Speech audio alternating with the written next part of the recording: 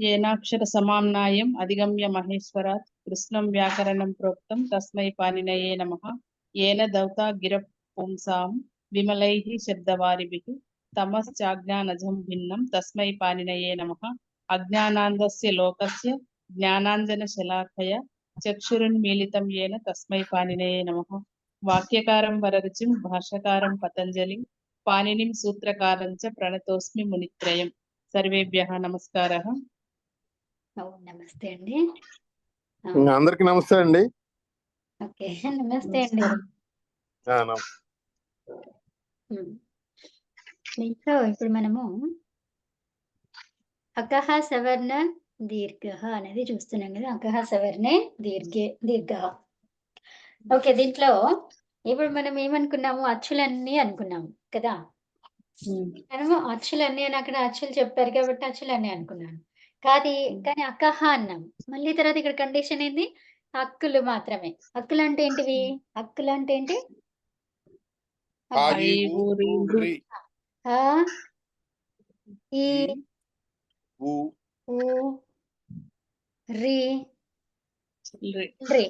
So ఇవి కదా. So మరి వీటికి ఇవే వస్తాయి కానీ అక్కడ ఉంటేనే అప్పుడు దీర్ఘం అవుతుంది కదా. రెండు సమాన పదం ఉండాలి కదా. సవర్ణం, సేమ్ వర్ణం. సవర్ణం అంటే సేమ్ వర్ణం ఉండాలి. ఇలా కానీ అవునా, ఈ అని కానీ అవునా, ఊ అని కానీ, రీకి రీ అన్నా ఉండొచ్చు, లేదంటే రీ అన్నా ఉండొచ్చు దీర్ఘం అవునా. ఈ రీకి కూడా అంతే అవునా. ఇలా ఉందనుకోండి. సో అప్పుడు ఏమవుతుంది, అప్పుడు వచ్చే ప్రోడక్ట్ కూడా దీర్ఘమే వస్తుంది. ఆ ఉంటే ఆకి, ఈ రెండింటికి కలిపి ఈనే వస్తుంది అవునా. మళ్ళీ తర్వాత ఈ దీర్ఘం ఊ వస్తుంది. ఈ రెండింటికి రీ వస్తుంది. దేనికి రీ వస్తుంది అవునా. రీకి దీర్ఘం లేదు అన్నారు కదమ్మా. రీకి దీర్ఘం లేదా? అలా విన్నాను నేను. అవునా, అయితే మరి అది రాదు ఇంకా. అదే అవును, రీకి లేదు కదా. అదే అవును, రీ ఒకటే ఉంది. అది తర్వాత ప్లుతం కూడా లేదు కదా. అది తెలియదు మరి. ప్లుతం ఒక్కసారి చూద్దాం. ఇక్కడ మేము రాసింది ఉంది కదా. అసలు రెండో రీ లేదమ్మా. లేదు, అదే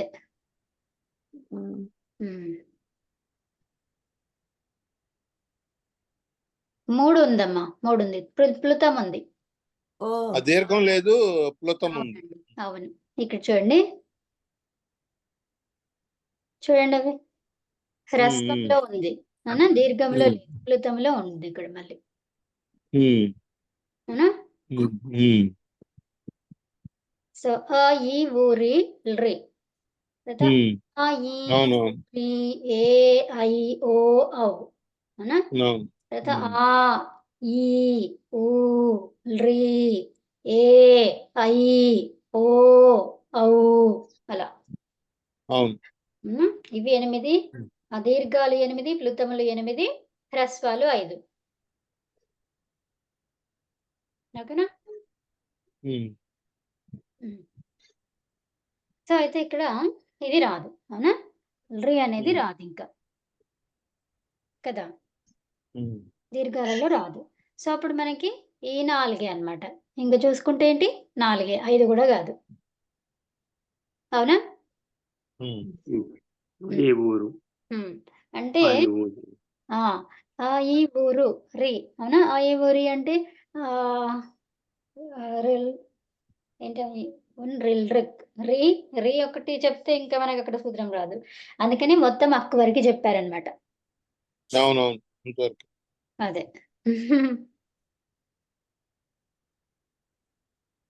ఇంకా స్టార్ట్ చేయడం మధ్యలో ఎక్కడన్నా చేయొచ్చు, కానీ ఎండ్ చేసేప్పుడు మాత్రం అది చివరిది కావాలి కదా. ఎండ్ది రావాలంటే రీ వరకు ఎక్కడుంది, లేదు అక్కడ. అప్పుడు అందుకని అక్క అనేది చెప్పారనమాట. సో అయితే మరి మనకి అచ్చు ప్రత్యాహారము పరములో ఉండాలి అని ఎందుకన్నారు? అక్కే ఉండొచ్చు కదా. అక్కడ కూడా అక్కని రాయొచ్చు కదా. ఉమ్, నా? అంటే కొన్ని బాధించే సూత్రాలు గాని దానికి సంబంధించిన సూత్రాలు గాని ఉండి ఉంటాయి అన్నమాట. అందుకని ఉమ్, అది ఎట్లనో నేను మీకు ఒకటి చూపిస్తా ఇప్పుడు. ఉమ్, ఉమ్, ఆ, సో ఇప్పుడు అకహ సవర్ణ దీర్ఘ అనేది ఇది కంప్లీట్ చేద్దాం, తర్వాత అది చూపిస్తాను. సెకండ్ సూత్రం అదే. సరే. అలాగే అలాగే.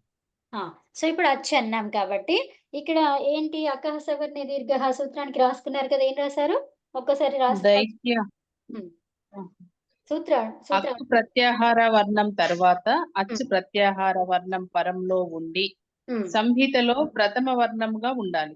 పూర్వపరముల యందు ఒకే దీర్ఘము ఏకాదేశము అవుతుంది. సో దానికి రాసుకున్నారు కదా.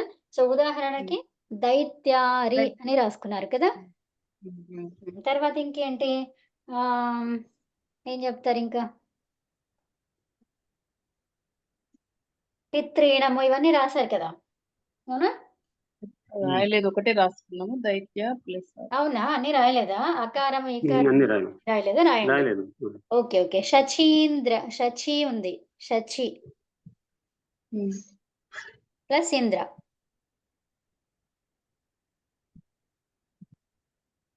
ఏమైతుంది అక్కడ? శచీంద్ర. శచీంద్ర. ఎందుకు అట్లా అయ్యింది అది? ఇక్కడ మనకి ఇంకా మీకు తెలిసిన సూత్రాలు కూడా ఉన్నాయి కదా, అందులో ఏదన్నా వచ్చి ఉంటుందా చూడండి. ఆమె పూర్వ పనిచేయదు, అవునా? ప్రథమయోహ పూర్వ సవర్ణ పని చేస్తుందా? ప్రథమయోహ పూర్వ సవర్ణమ. అసలు ప్రసక్తే లేదు అక్కడ. ప్రథమ ద్వితీయ విభక్తులు కావు అవి. అవును, విభక్తులు కాదుగా. విభక్తులు కాదు కాబట్టి అసలు ప్రసక్తే లేదు. కాబట్టి అకహ సవర్ణ దీర్ఘ పనిచేస్తుంది, అవునా? అవును. అంతేనా? ఉత్తమం. అతో గుణే పనిచేస్తుందా? అతో గుణే అతో గుణ అంటే అతో గుణం గుణంలో ఉండేటువంటి అక్షరాలు అక్కడ ఉండాలి. ఇక్కడ ఫస్ట్ అకారం ఉండాలి. అతో గుణం ఏమంటుంది? అకారం ఉన్న తర్వాత ఇక్కడ పూర్వపదం అకారం ఉండాలి. సో ఇప్పుడు అవి రెండు అన్ని మూడు ఏవి పనిచేయవు కాబట్టి ఇప్పుడు మనకు కావాల్సింది ఇంకా మీకు పనిచేసేది ఏంటిది? అకహ సవర్ణే దీర్ఘ కదండి. సో కాబట్టి ఇది క్లియరా? శచీంద్ర, అవునా? క్లియర్ అయినా? అన్ని చూసుకున్నాం మనము, ఏది పని చేయలేదు. ఇంకా ముందుకు కొన్ని సూత్రాలు చెప్తాను, అప్పుడు మీకు డౌట్ వస్తుంది మళ్ళీ ఇక్కడ. అది చూడండి మళ్ళీ, ఓకేనా? మళ్ళీ వెనక్కి వెళ్ళి చూసుకోవాలి. ఆ తర్వాత ఇప్పుడు నేను ఒకటి ఇస్తాను. భానుదయ చెప్పండి. అది భానుదయ ఎలా వస్తుంది, ఏమైతుంది విడదీసి చెప్పండి. భాను ప్లస్ ఉదయ. సో ఎలా అయ్యింది అది? భాను భానుదయమా లేకంటే భానోదయ? భానుదయ. భానోదయ. అది అవునో కాదో చూడండి, మీరే చూడండి ఏమవుతుందో. అదే ఇక్కడ ఉకారం ఉంది పూర్వపదాంతంలో, మళ్ళీ అకహ సవర్ణ దీర్ఘ రాదు. ఎందుకు రాదు? ఇక్కడ అక్కు లేదు కదండి. అక్కు వర్ణం ఉంది ఉంది ఉంది అక్కు ఉంది. అక్కు వర్ణం తర్వాత అచ్చు ప్రత్యాహార పరం, అచ్చు పరంలో ఉండాలి. ఉంది కాబట్టి దీర్ఘం వచ్చింది దీనికి. ఇది అక్కు వర్ణంలో ఉన్నటువంటి ఊ అన్నమాట ఇది, అవునా? ఇది అచ్చులో ఉన్న ఊ. అచ్చులో ఉన్నవు. ఇప్పుడు ఈ అక్కులో ఉన్న అనొచ్చా? అనొచ్చు, అది కూడా అనొచ్చు, తప్పేం లేదు. కాకపోతే మన సూత్రం చెప్పేది ఏంటి? అకహ సవర్ణే దీర్ఘ అంటుంది కాబట్టి అందుకని అక్కు వర్ణం అని చెప్తున్నాం. దాన్ని అచ్చు అది. దీన్ని ఇప్పుడు పరంలో ఉన్న అచ్చుని అక్క అనొచ్చా? అనొచ్చు, డెఫినెట్ గా అనొచ్చు. కానీ మన అంటే సవర్ణం ఉంది కాబట్టి ఇక్కడ దీర్ఘం వచ్చింది అంతే. ఓకేనా? అప్పుడు భాను వచ్చింది కదా. ఇప్పుడు అది ప్రథమయోహ పూర్వ సవర్ణ పనిచేస్తుందా? అక్కడ విభక్తి లేదు పరమలో, ద్వితీయ విభక్తి పనిచేయదు. సవర్ణ దీర్ఘ పనిచేస్తుంది. అతో గుణే పనిచేస్తుంది అక్కడ. అతో గుణ అంటే ఇక్కడ పూర్వపదం అంతంలో అకారం ఉండాలి. అకారం ఉండాలి, అది లేదు కాబట్టి అది పనిచేయదు. ఆమె పూర్వ అమి పూర్వ అంటే అమ్ము ప్రత్యాహారం అమ్ము ప్రత్యయం ఉండాలి కదా పరములో. అమ్ము ప్రత్యయం పరంగా ఉండాలి పరపదంలో. తర్వాత అక్కు ఉంది, పూర్వంలో అక్కు ఉంది కదా. కాబట్టి ఇది ఒకటే వస్తుంది, ఇంకేం లేదు. కాబట్టి అది కూడా బంద్ చేయదు. ఉత్తమం. ఓకేనా, అర్థమైందా అండి? ఇది ఒక్కటే. ఓకే, ఇది ఒకటే బంద్ చేస్తుంది. ఉత్తమం. తర్వాత ఇంకోటి పిత్రీణం. పిత్రీణం చెప్పండి. అది ఎవరిదో ఏంట వీడియో ఏమన్నా ఆనుందా? ఎవరిదన్నా ఉంటే తీసేరా. ఓకే, పిత్రీణం.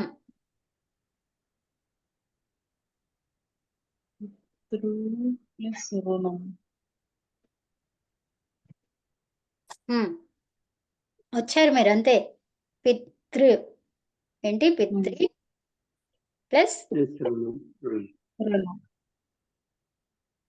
రేణం. అవునా? సో అప్పుడు ఏమైంది? సవర్ణ దీర్ఘనే వచ్చింది కదా.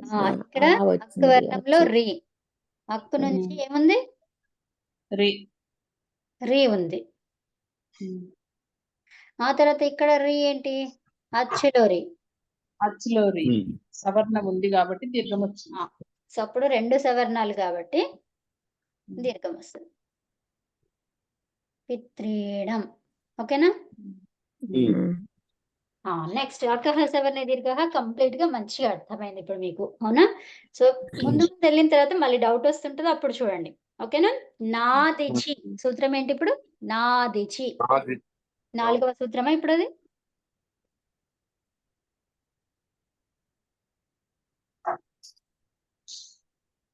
ఫస్ట్ అమి పూర్వ చూసుకున్నాము, తర్వాత ప్రథమయోహ పూర్వ సవర్ణ, థర్డ్ వన్ ఏంటి? అకహ సవర్ణే దీర్ఘ, ఈ ఫోర్త్ వన్ ఏంటి? నాదిచి. దీంట్లో అదే 6114. ఇది మీకు వేరే నంబర్ వచ్చి ఉంటదండి. కొద్దిగా తేడాలు ఉన్నాయి. అదే సో ఇది ఏమంటామంటే దీర్ఘ, ఇది మీరే చెప్పండి ఏమైందో మీరే చెప్పండి, అది ఎట్లాంటిదో మీరు చెప్పండి, టైటిల్ మీరు చెప్పండి. ఓకేనా? ఎలాంటి సూత్రమో మీరు చెప్పండి, ఎందుకంటే నిర్వచనం చెప్పిన తర్వాత మీకు అర్థమవుతుంది, అప్పుడు మీరే చెప్తారు. ఓకేనా? ఓకే, సో ఇక్కడ ఏమంటున్నామంటే నాద్ ఇచ్చి నా ఇక్కడ దాన్ని విడదీస్తే ఏమొస్తుంది? నా జస్ట్ నా. ఓకేనా? ఇచ్చి ఇచ్చి ఏం చెప్పండి? నా ఆత్ ఇచ్చి ఏమంటుంది? సప్తమి. ఇచ్చి సప్తమి. ఉత్తమం. ఆత్ అనేది అది పంచమి. ఆత్ అనేది పంచమి. ఉత్తమం. అనేది అంటే ప్రథమ. అవ్యయం. అవ్యయం. సరే అవ్యయం. అవునా? నా అనేది అవ్యయం. అంటే ఇప్పుడు ఏమంటుంది అక్కడ? ఆతులో ఆ అక్షరం తీసుకోవాలి. అవునా? కానీ ఇక్కడ ఆత్ అనేసరికి మళ్ళీ మనకి ఇక్కడ ఎంతైతే ఏది ఇచ్చాడో అదే తీసుకోవాలి కదా. ఆతులో ఏది ఇచ్చారో అదే తీసుకోవాలన్నమాట. కానీ ఇక్కడ ఏమన్నాడు? అవర్ణము తర్వాత అన్నాడు. అవర్ణము తర్వాత అంటే మరి చేయాలి, మళ్ళీ ఆ గాని రెండు తీసుకోవాలి. అవునా? రెండు తీసుకోవాలి. ఇక్కడ ఆతనిచ్చాడంటే అక్కడ కంపల్సరీ అది అక్కడ ఏమి ఇచ్చాడో అదే తీసుకోవాలి. కానీ మళ్ళీ సూత్రంలో ఏం చెప్పాడు? వివరణలో అవర్ణము తర్వాత అన్నాడు. అవర్ణం తర్వాత అంటే ఏం చేయాలి మరి? ఆ లేదా ఆ తీసుకోవాలి. అవునా? సూత్రంలో ఏమైతుంది మనకి? ఈ అవర్ణము తర్వాత ఏంటి? ఇచ్చి ఉండాలి, ఇచ్చి వర్ణం ఉండాలి పరములో. అవునా? 7 అంటే 7th విభక్తి అన్నామంటే అది పరములో ఉండాల్సిన పదం అన్నమాట. కదా. సో అయితే ఇక్కడ మనకి ఇంకా ఏమర్థమైంది? ఇంకేమన్నా అర్థమైందా? అందులో క్రియ ఏం కావాలో అర్థమైందా? దానికి పూర్వంలో కార్యం జరుగుతుందని కదా. అంటే అట్లా కరెక్టే, పూర్వంలో కార్యం జరుగుతుంది. అంటే ఇచ్చు దగ్గర జరగదు, ఇచ్చుకి పూర్వం ఏదైతే ఉంటుందో దాంట్లో కార్యం జరుగుతుందని. కానీ అదే కార్యం జరుగుతుంది కరెక్ట్. ఏం కార్యమో అదేమన్నా ఉందా? అది లేదు. అది షష్ఠి ఉంటే తెలిసిపోద్ది మనకి, షష్ఠి లేదు కాబట్టి మనం ఏం చేయాలి? అనువృత్తి చూసుకోవాలి. అవునా? ఈ అనువృత్తులు ఏముంది? ఏమన్నాడంటే అచి దీర్ఘ అకహ పూర్వ సవర్ణ. ఈ 4 ఉన్నాయన్నమాట. అచ్చి అంటే ఏంటి? అచ్చు వర్ణమై ఉండాలి. తర్వాత దీర్ఘ, అది దీర్ఘం కావాలి. అకహ, అక్కు వర్ణమై ఉండాలి. పూర్వ సవర్ణ, పూర్వ సవర్ణమన్నా కావాలి. అవునా అనేది చెప్తున్నాడు. అయితే ఇప్పుడు మనకేమర్థమైంది ఇందులో? అవర్ణము తర్వాత ఏమంటున్నాడు? ప్రథమ ద్వితీయ విభక్తులు కావాలి అంటే ఏంటది? పూర్వ సవర్ణం. అవునా? పూర్వ సవర్ణం పనిచేసింది. తీసుకున్నాము. అయితే ఇప్పుడు ఏంటి? అక్కు వర్ణము తర్వాత ప్రథమ విభక్తి ద్వితీయ విభక్తుల యొక్క ఇచ్చు ప్రత్యాహార వర్ణము ఆదిగా ఉన్నటువంటి ప్రత్యయము. ఓకేనా? ఇచ్చు ప్రత్యాహార వర్ణము ఆదిగా ప్రత్యయం.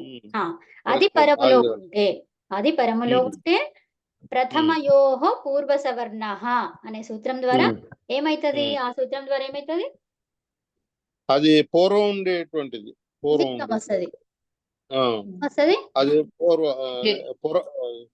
అది అది ఉంది కదా, పూర్వ పరస్థానాలలో పూర్వమేవ. అయితే ఏకాదేశం అయ్యి ఏమైతుంది? అది దీర్ఘము. దీర్ఘం ఏకాదేశం.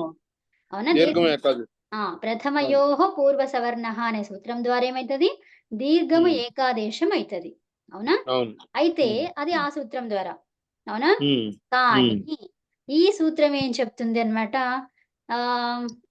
ఈ సూత్రం ద్వారా దీర్ఘం వస్తుంది. ఏది? ప్రథమయోహ పూర్వ సవర్ణ అనే సూత్రం ద్వారా. కానీ ఈ సూత్రాన్ని నిషేధిస్తుంది అన్నమాట. నిషేధించి ఏం చేస్తుంది? వృద్ధిరేచి అనే సూత్రము వచ్చేసి ఏం చేస్తుంది? వృద్ధిరేచి అన్నాము. అవునా? వృద్ధి ఏచి అంటే ఏంటి? ఏచులు. ఏచులు ఎక్కడ ఉండాలి? వృద్ధిరేచి అని అంటున్నాము. సో ఇప్పుడు ఆ సూత్రం ఏం చెప్తుంది? అదే పరపదంలో ఏచులు ఉండాలి. పూర్వం ఆగానే ఉండాలి. అవర్ణము తర్వాత ఏచు ప్రత్యాహార వర్ణము పరములో ఉండాలి. అప్పుడు పూర్వ పరములలో ఒకే వృద్ధి ఏకాదేశం అవుతుంది. ఓకేనా? అయితే అప్పుడు ఏమైంది ఇక్కడ? నాదిచి అనేది ఏమర్థమైంది ఇప్పుడు మనకి? ఇది ఇక్కడ పూర్వంలో ఆగానే ఉండాలి పూర్వపదంలో. అయితే ఇక్కడ ఏమంటున్నాడంటే నా అంటే కాదు, నా అంటే కాదు. ఏం కాదు మరి? దీర్ఘము కాదు. ఎప్పుడు దీర్ఘం కాదు? ఇచ్చు పరములో ఉంటే. అర్థమైందా? అవర్ణము తరువాత ఇచ్చు పరములో ఉంటే, అవర్ణము తర్వాత ఇచ్చు పరములో ఉంటే దీర్ఘము రాదు. అర్థమైందా? అది నాదిచి అనే సూత్రం ఏం చెప్పింది? మరి ఇది దీర్ఘం కావాలి అని అదేంటి? ప్రథమయోహ పూర్వ సవర్ణ చెప్పింది. దాన్ని నిషేధించే సూత్రం అన్నమాట. నిషేధించే సూత్రం.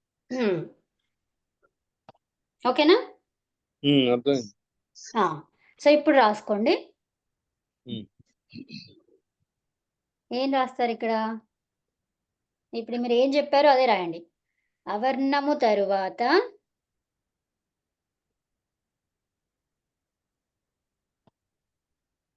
ఇచ్చి పరంగా ఉన్నప్పుడు అంతే అమ్మా. అవర్ణానికి పరంగా. ఒక్క నిమిషం ఇది చెప్తాను. ఒక్క నిమిషం. అవర్ణము తర్వాత అది రాయకండి, నేను చెప్పేది రాయండి. అవర్ణం అంటే ఏంటి? లేదా దాన్ని ఏమంటాము? అవర్ణము.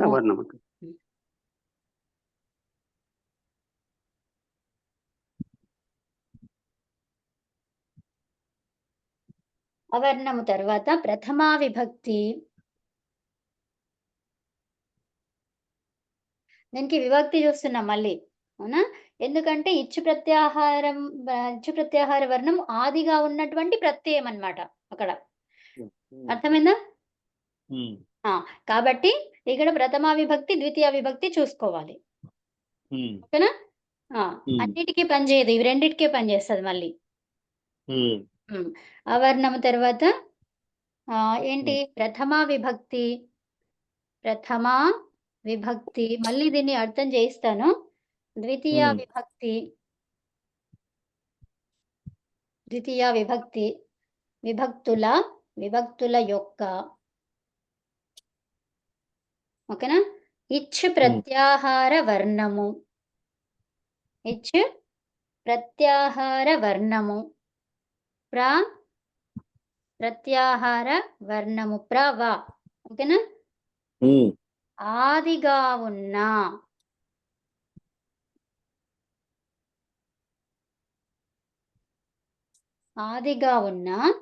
ప్రత్యయము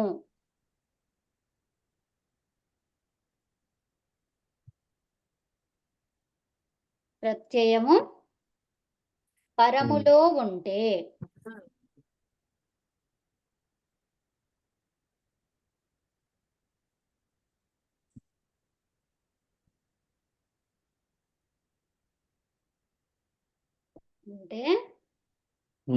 ఏం రాస్తారు ఇది ప్రథమయోః పూర్వ సవర్ణ అనే సూత్రము ద్వారా దీర్ఘం వచ్చినా దాన్ని నిషేధిస్తుంది అంతే దాన్ని నిషేధించే సూత్రం ఇది ఓకేనా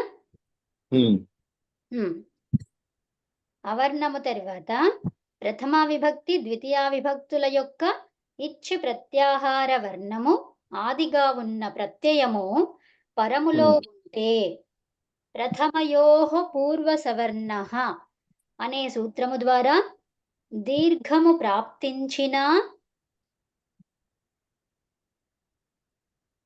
ఇది ప్రథమయోః పూర్వ సవర్ణ అనే సవర్ణ అనుకుంటా కదా. అవునండి సవర్ణ అనే సూత్రము ద్వారా దీర్ఘము అనే సూత్రం ద్వారా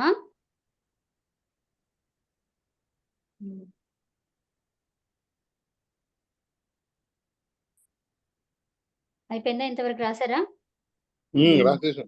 ఓకే ఇది తీసేస్తున్నా సూత్రం ద్వారా దీర్ఘము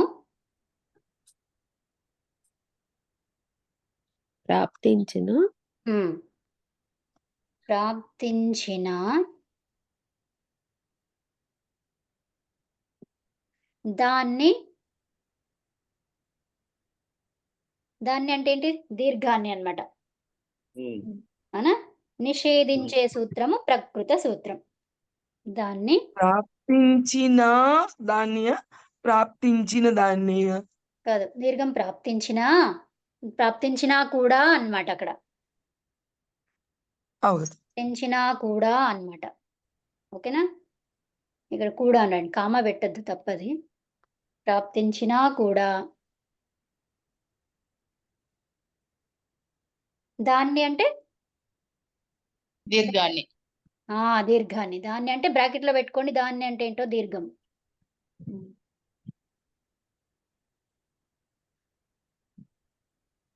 దీర్ఘాన్ని నిషేధించే ఏమని రాస్తారు నిషేధించే సూత్రం ప్రకృత సూత్రం నిషేధించే సూత్రమే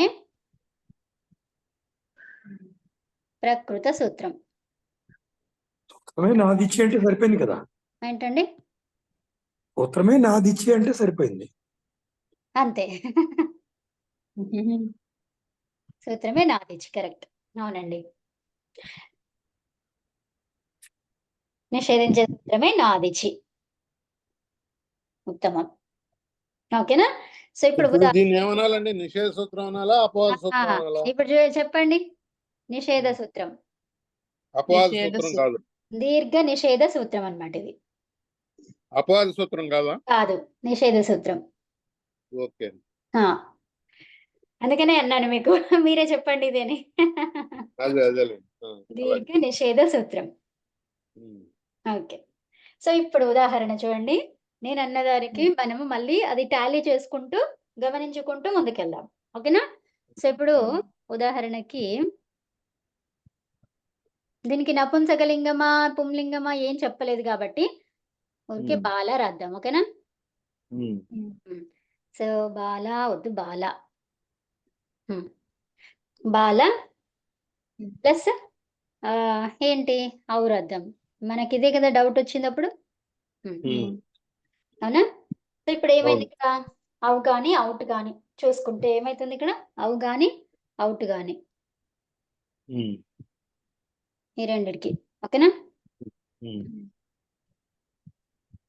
సో ఇప్పుడు ఏమైంది? అవుట్ అంటే ఏంటి? అవ్ అంటే ఏంటి? అవ్వు అనేదేమో ప్రథమ విభక్తి ద్వివచనం యొక్క ఇది ప్రథమ ద్వివచనము, అది ద్వితీయ ద్వివచనం. ప్రథమా విభక్తి ద్వివచనము కామ ఏంటి? ద్వితీయ అవుట్ అనేది విభక్తి ద్వివచనం. ద్వితీయ విభక్తి ద్వివచనం. ఇట్లా రాసుకోండి, ద్వివచనం. అవి ప్రత్యయాలు, అవు అవుట్ అనేవి. అవునా? సో ఇప్పుడు మనకి సూత్రం ఏం చెప్పింది? ప్రథమా విభక్తి ద్వితీయ విభక్తుల యొక్క ఇచ్చు ప్రత్యాహార వర్ణము. ఇచ్చులో ఏముంది? అవు ఉంటుందా? చూడండి, ఇచ్చు అన్నప్పుడు ఈ ఉంటది. ఆ తప్ప మిగతా అన్ని ఉంటాయి కదా, అన్ని ఉంటాయి. అవునా? ఆ తప్ప మిగతావన్నీ. అనంత్ గారు అర్థమైందా? ఇచ్చ అంటే ఏంటి? ఆ ఒకటి వదిలేయండి కదా. ఆ పోయిన తర్వాత ఈ నుంచే స్టార్ట్ కదా. ఇచ్చ అనేది ఈ నుంచే స్టార్ట్ అవుతుంది కాబట్టి అచ్చులన్నీ కదా. అచ్చులలో ఆదిసేస్తే ఇచ్చు.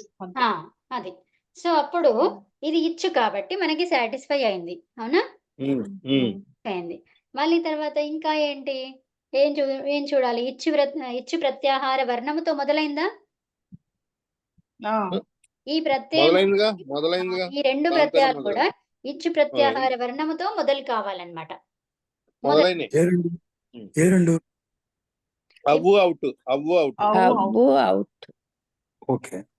అయినాయా? అయింది. ఓకే. ఆ తర్వాత ఏమన్నాము? ప్రథమయోః పూర్వ సవర్ణ అనే సూత్రం ద్వారా ఏం కావాలి మనకి ఇక్కడ? దీర్ఘం కావాలి, కానీ కాలేదు కదా. దీర్ఘం కావాలి. అలా కాదుగా, మీరు ఇక్కడ పరపదం గురించి చెప్పారు. పూర్వపదంలో ఆ గాని ఆ దీర్ఘ ఆకారం ఈ రెండిట్లో ఏదైనా ఉండొచ్చు అన్నారు. ఇక్కడ మనకి రస్వాకారం. సో ఇప్పుడు బాల అనేది ఉంది కదా. అవును. బాల అనేది ఏంటిది? హ్రస్వాకారం ఉందా? అవును, ఉంది. అవర్ణము అన్నాము. ఆ లేదా ఆ ఉండాలి. ఉందా? ఇది కూడా చెక్. అవునా? రెండు సూట్ అయిపోయినాయి. అప్పుడు అయితే ఈ రెండు సూట్ అయిన తర్వాత మనకి ఏమొస్తుంది? ప్రథమయోః పూర్వ సవర్ణ అనే సూత్రం ద్వారా ఏం కావాలి? దీర్ఘం కావాలి. కరెక్ట్. అది బాలా కావాలి. కాకుండా దాన్ని నిషేధించింది అనమాట ఈ సూత్రం.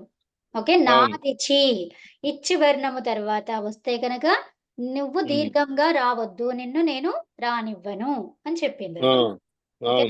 నిన్ను రానివ్వను అని చెప్పింది. మరి ఎవరిని రాణిస్తావు అంటే వృద్ధిరేచి. ఎవరిని రాణిస్తదంట?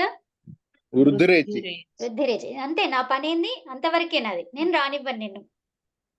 నేను స్టాప్ చేస్తా బస్, అంతే. ఇంకేమన్నా చూసుకో ఇక నువ్వు. దాని పని అయిపోయింది కదా, నాదిచి పని అయిపోయింది. ఇంతవరకు నాదిచి, అంతే. అప్పుడు ఇదేమైంది? బాల అని రాసుకొని మీరేం చేస్తారు? బాల అవ్వలేదు. ఏం రాస్తారు? నిషేధం దీర్ఘ నిషేధం కాబట్టి బాల రాదు. దీర్ఘ నిషేధం. నాదిచి సూత్రం ద్వారా నిషేధం. ప్రకృతి సూత్రం ద్వారా నిషేధం. దీర్ఘ నిషేధం కాబట్టి బాల రాదు. అది ఓకేనా? సో మరి ఏమొస్తుంది అంటే ఇంకా వేరే సూత్రం ద్వారా వస్తుంది.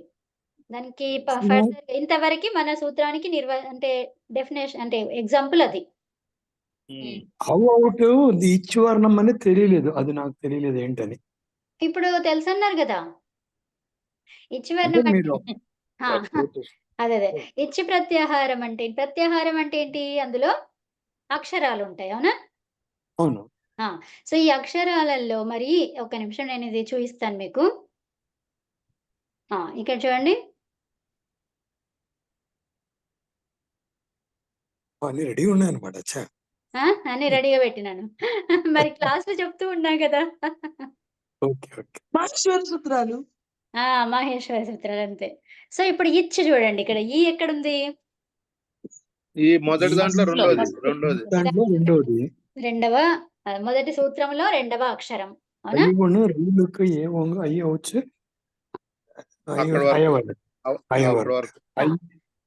సో ఇప్పుడు ఇచ్చులో ఏమేమి వచ్చాయి చూడండి. ఈ ఊ తర్వాత రి తర్వాత రి ఏ ఓ ఐ ఔ.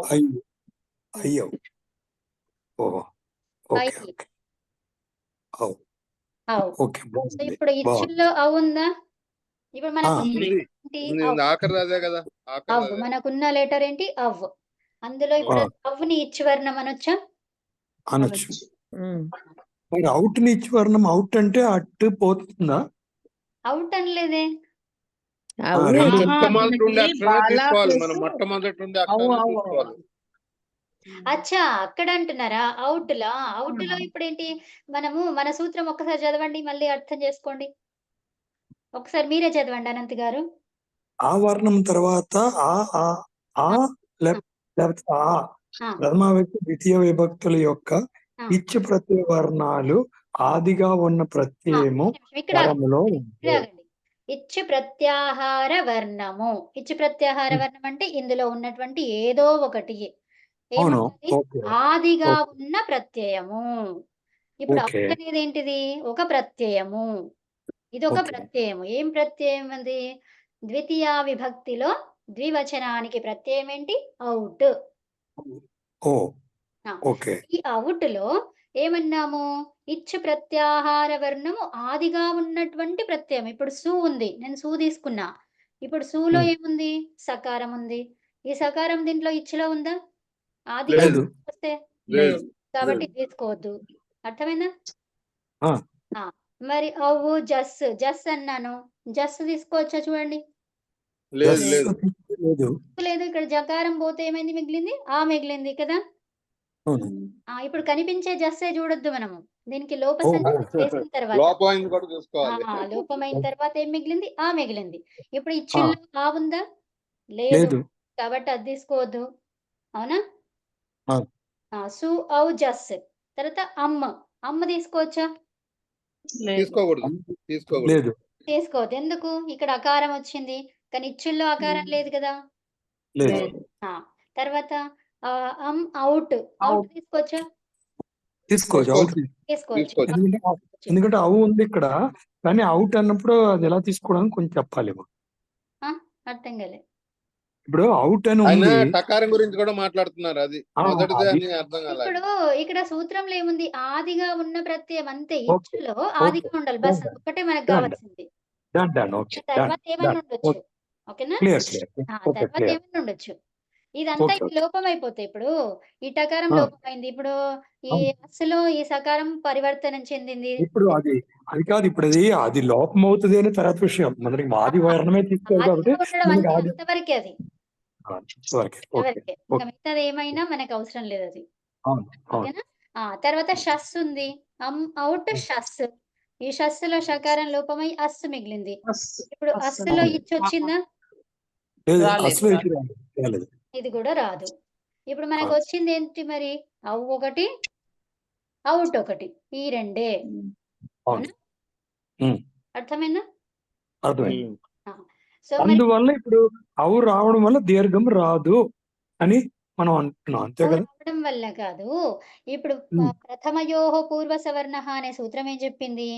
అక్కు వర్ణము తరువాత. అక్కు వర్ణం అంటే ఏంటి? ఆ, ఈ, ఉ, ఉమ్, రి, ఉమ్, రి ఇవి ఉన్న తరువాత ఏముండాలి? ఉమ్, ప్రథమా విభక్తి ప్రత్యయము, ద్వితీయ విభక్తి ప్రత్యయం. ఉమ్. ఇవి ఉండాలి అన్నది.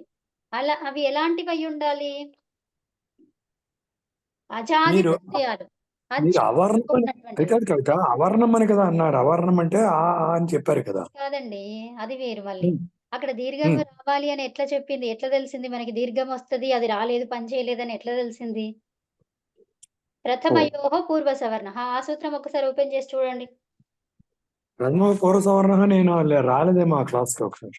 ఓ, అక్కు రాలేదా? ప్రత్యాహార వర్ణం తర్వాత ఆ, ప్రథమ ద్వితీయ విభక్తుల యొక్క అజాది ప్రత్యయాలు పరంలో ఉంటే అది పూర్వ నేను పరములలో ప్రథమ పూర్వ సవర్ణ సవర్ణ రాసుకున్నాను నేను, అది ఉంది నా దగ్గర. మరి చదవండి ఒకసారి. అప్రత్యాహారం తర్వాత ప్రథమ ద్వితీయ యొక్క అజాది ప్రత్యయాలు పరంలో ఉంటే పూర్వ పరముల్లో ఒకే పూర్వ సవర్ణ దీర్ఘం అవుతుంది. అవునా? ఈ సూత్రం కేవలం అక్వర్ణం తర్వాత ప్రథమ విభక్తి ద్వితీయ విభక్తి ప్రక్రియలో మాత్రమే పనిచేస్తుంది. ఆ, రాసుకునే అమ్మో ఆ, ఓకే రాసుకున్నారు అవును, కానీ అవును, అయితే ఇప్పుడు అవును, బాల ఉంది. అవును. అవునా? అచ్చు అన్నాం కదా, మరి అచ్చులో మరి అవ్వుందా? అచ్చులో అవు ఉంది కదా. ఉంది కదా. సో ఇప్పుడు ఆ, బాలలో ఆ ఉంది. అచ్చు ఇప్పుడు ఉమ్, అక్కు వర్ణం ఉంది. తర్వాత అచ్చు ఉమ్, వర్ణం ఉంది. అప్పుడు మనకేం గావాలి? అది ఆ సూత్రం ప్రకారం దీర్ఘం గావాలి. దీర్ఘం కావాలి. అవును, అవునా? అయితే ఇప్పుడు ఇది ఆ, ఏం గావాలి? బాల రావాలి. అవును. అది అక్కడ కానీ చెప్పుకున్నాం కదా. అక్కడ అక్కడ అవద్దు. కొన్ని అడ్డంకులు చెప్పుకున్నాం మనం అక్కడ ఆ, దీర్ఘం వచ్చేవి దీర్ఘం బాలాగే చెప్తున్నారు. ఎందుకు రాలేదు అనంటే రాదది. ఏం చెప్తుంది? ఎవరు చెప్తున్నారు? నాదిచి. ఇప్పుడు ప్రకృత సూత్రం ఏంటి? నాదిచి. అది ఆ ఓ సూత్రం చెప్పింది. ఏమని? ఇలా ఎక్కు వర్ణం ఉంటే అప్పుడు పూర్వ సవర్ణయోహో ప్రథమయోహో పూర్వ సవర్ణః అనే సూత్రాన్ని నువ్వు తీసుకురావద్దు. నువ్వు పని చెయ్యవిక్కడ అని చెప్పింది. అంటే ఇచ్చి ఉంటే ఓకే. ఇచ్చుంటే. అర్థమైందా ఇప్పుడు? ఆ, హ్మ్. అందుకని అది పని చేయలేదు అని చెప్తున్నాం ఇక్కడ ఉదాహరణలో. అంతే. అది ఆ సూత్రానికి నిషేధించే సూత్రమే నాదిచి. అర్థమైందా? ఓకే. ఆ సూత్రంలో ఉమ్, ఇందాకనే రాసుకున్నారు మీరేమని? ప్రథమయోహో పూర్ణ సవర్ణః అనే సూత్రం పనిచేసినా కూడా అంటే దాని ద్వారా దీర్ఘం వస్తుంది. కానీ ఆ అవును, సూత్రాన్ని నిషేధించే సూత్రమే నాదిచి. ఇది నాది. ఇప్పుడు మనం అలా అన్నప్పుడు ఆ! ఇప్పుడు మన అక్కడ బాల ప్లస్ అవు బాల అని అక్కడ రాసుకున్న ఆ సూత్రం ప్రకారం కానీ ఇక్కడ మరి అది చెప్పాను. నిషేధించి హ్మ్. అదక్కడ రాదు. రావాలి. బాల అని రావాలి. ఆ సూత్రంలో అంతవరకి మనకి తెలిసింది. ఇప్పుడు వీరి సూత్రాలు తెలియలేదనుకోండి మనకు. ఇప్పుడు మీకు తెలీదు, నాకు తెలీదు, ఎవరికీ తెలియదు. అప్పుడేం జేస్తారు? అది అక్కడ అంతవరకే చెప్తారనమాట. అదే కదా! ఆయన ఉన్నాడు గదా! ఆయన అదే జేసిండు. ఈ సూత్రం ఇట్లనే ఇచ్చారు గదా! మరి ఎందుకు ఇది పని అదేదో అన్నాడు కదా! అంటే ఇదంతా తప్పుగా వచ్చింది అని జెప్పేసి ఆయన ఇన్వెంట్ చేసిన అని అన్నారు గదా! అవును. ఆ! ఇక్కడే పొరపాటయిందనమాట ఆయనది. ఏంటంటే ఇంక ముందు సూత్రం చూడలేదాయన. ఓహో! అంతకే ఓకే. ఆగిపోయి అదంతకే చెప్పిండనమాట. అంటే ఇప్పుడు మనం దీర్ఘం ఎందుకు రాలేదు అన్నప్పుడు నాదిచి వల్ల రాలేదని తెలుసుకోవాలి. అంతేనా? అది. అదండి. ఓకే. ఓకే. హ్మ్. అంతేగాని అమ్మా దాని ఇప్పుడు వల్ల పూర్వ సవర్ణ వల్ల వస్తుందని ఆర్గ్యూ చేయడానికి లేదు. అంతేనా మీరు చెప్పేది? అర్థం కాలేదు. అంటే ఇప్పుడు రాలేదంటే అది నాదిచి కారణంగా సూత్రం వల్ల రాలేదు అనుకోవాలి గానీ, ఈ పూర్వ సవర్ణ వల్ల వస్తుందని ఆర్గ్యూ చేయడానికి లేదు. అంతేనా? అది కరెక్ట్ అండి. అవునవును. Exactly. Okay. Okay. Exactly. Yeah! Okay. ఇది అయిపోతే మళ్ళీ రావాలి. ఆ సేమ్ టైమ్. యాహ్! ఓకే. ఇది అయిపోయింది టైము. ఆ! సెకండ్‌ది మనం సెషన్ స్టార్ట్ చేద్దాం. ఇది ఎండ్ చేస్తున్నా. చేసేయండి. యాహ్!